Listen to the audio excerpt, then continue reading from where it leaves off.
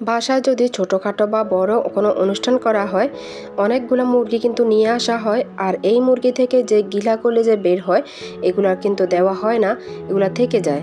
তো ওই ধরনের কিছু গিলা কলিজা আমি আজ আপনাদের সাথে রান্না করে দেখাবো। অনেকে বলে থাকেন এগুলা থেকে কিছুটা গন্ধ লাগে, কিন্তু আমার এই রেসিপিটি ফলো করলে কোনো ধরনের গন্ধ থাকবে না, একদম পারফেক্টভাবে দেখানোর চেষ্টা করব। তো চলুন শুরু করা যাক।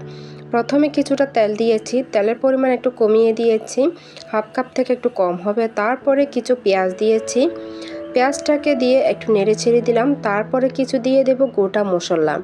গোটার মশলার পরিমাণটা যদি একটু বাড়িয়ে দেন তাহলে কিন্তু এখান থেকে সব ধরনের গন্ধ চলে যাবে।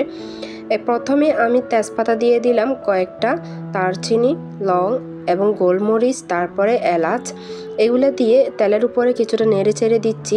চুলার আঁচটা কিন্তু লোতে আছে। এই মশলা থেকে খুব সুন্দর একটা ফ্লেভার বের হয়েছে। তারপরে আমি দিয়ে দিলাম 1 টেবিল চামচের মতো আদা এবং 1 টেবিল চামচের মতো রসুন দিয়ে এটাকে আমি তেলের উপরে সবগুলো মশলা একটু ভেজে নিচ্ছি, যাতে কাঁচা গন্ধটা দূর হয়ে যায়। আমার এই রেসিপিটি ভালো লেগে গেলে অবশ্যই একটি লাইক দিতে ভুলবেন না। এখনও কিন্তু আমি পানি অ্যাড করিনি, তেলের উপরে এগুলো নেড়ে ছেড়ে দিচ্ছি, খুব সুন্দর ফ্লেভার বের হয়েছে। আর এখন আমি দিয়ে দেব এখানে জিরা ধনিয়ার গুঁড়া 1 চামচের মতো, তারপরে দেব বাইরে থেকে মাংসের মশলা কিনে আনা, ওখান থেকে দিয়েছি আমি 1 চামচ, মোট 2 চামচ দেওয়া হয়েছে। তারপরে পরিমাণ মতো লবণ দেব, হলুদ দেব আমি 1 চামচের মতো, গুঁড়ো মরিচ দেব আমি 2 চামচ, যাতে একটু ঝাল ঝাল হয়। এই রেসিপিটি কিন্তু একটু ঝাল খেতে বেশ ভালো লাগে। তো যেহেতু আমার মরিচগুলো একটু ঝাল কম আছে সেই জন্য আমি 2 চামচ দিয়েছি। এখন আমি এগুলোকে আবার নেড়ে চেড়ে সামান্য একটু পানি দিয়ে দেব, যাতে মশলাগুলা পুড়ে না যায়। যারা আমার চ্যানেলে নতুন এসেছেন চাইলে আমার চ্যানেলটিকে সাবস্ক্রাইব করে আমার পাশে থাকতে পারেন। তো এখন আমি কিছুটা পানি দিয়ে দিয়েছি। যত বেশি মশলা কষানো হবে তত বেশি রান্নার স্বাদ কিন্তু বেড়ে যাবে। মাশাআল্লাহ, কালারটা কিন্তু খুব বেশ সুন্দর এসেছে। এই যে আমার অলরেডি মশলা কিন্তু কষানো হয়ে গিয়েছে। এখন আমি কিন্তু মুরগির গিলা কলিজা দিয়ে দিলাম। এখন আমি মশলার উপরে এগুলোকে খুব ভালো করে মিশিয়ে দেব। ভালো করে নেড়ে চেড়ে সামান্য একটু পরিমাণ পানি দিয়েছি, প্রায় 1 কাপ থেকে একটু কম হবে। তারপরে কিন্তু আর কোনো ধরনের পানি দেব না, কারণ এই গিলা কলিজা থেকে অনেক পানি বের হবে। চুলার আঁচটা মিডিয়ামে রাখার চেষ্টা করবেন, যাদের চুলার আগুন বেশি, তাহলে এগুলা খুব সুন্দরভাবে হয়ে আসবে অল্প সময়ে। তো এই মাংসের মধ্যে কিন্তু আমি লবণ দিতে ভুলে গিয়েছিলাম, তো এই পর্যায়ে আমি দিয়ে দিয়েছি পরিমাণ মতো।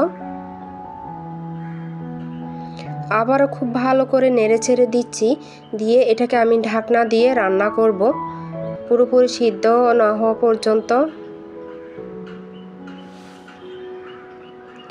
অনেক পানি কিন্তু অলরেডি বের হওয়া শুরু হয়েছে। তো এই দিকে দেখেন কি পরিমাণ পানি বের হয়েছে। আমি কিন্তু বাড়তি কোনো ধরনের পানি দিইনি। এখন কিন্তু আরও কিছুক্ষণ রান্না করে নেব। আরও কিছুটা ঝোল শুকিয়ে আসলে কিছু আলু আমি অ্যাড করব। তো এই যে অলরেডি কিন্তু কিছুটা শুকিয়ে এসেছে। এখন আমি এখানে কিছু আলু অ্যাড করব। কিউব করে কেটে নিয়েছি, এখানে প্রায় 3 থেকে 4টা আলু কিউব করে কেটে নিয়েছি। আলু দিলে কিন্তু এটার স্বাদ আরও বেড়ে যায়, কালারটা বেশ সুন্দর আসে। শুধু যদি মুরগির ঘিলা কলিজা রান্না করতে হয় তাহলে খুব একটু কালো কালো হয়, যাতে কালোটা না আসে সেই জন্য আমি কিছু আলু অ্যাড করেছি। আর এই পর্যায়ে কিছু কাঁচামরিচ দিয়েছি গোটা। কাঁচামরিচের ফ্লেভার আমার বেশ ভালো লাগে, সব তরকারিতে আমি কম বেশি ব্যবহার করে থাকি। তো এইদিকে ঝোল শুকিয়ে এসে কিন্তু তেল বের হয়ে আসছে।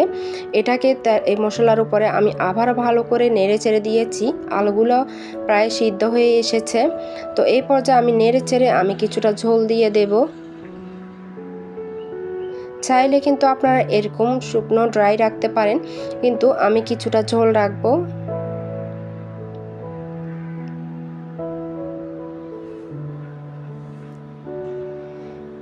খুব একটা বেশি দেব না, যেহেতু সব কিছুই সিদ্ধ হয়ে এসেছে, অল্প একটু দিব।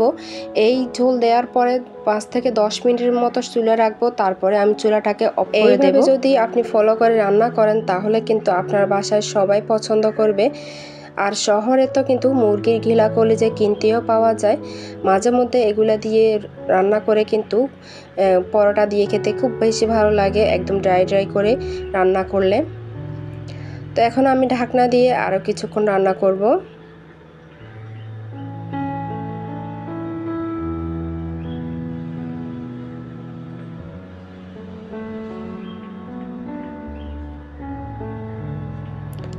তো আলহামদুলিল্লাহ আমার পুরোপুরি রান্নাটা শেষ। দেখেন মাশাআল্লাহ অনেক সুন্দর এসেছে কালার, আমার কাছে এটা কিন্তু বেশ ভালো লেগেছে।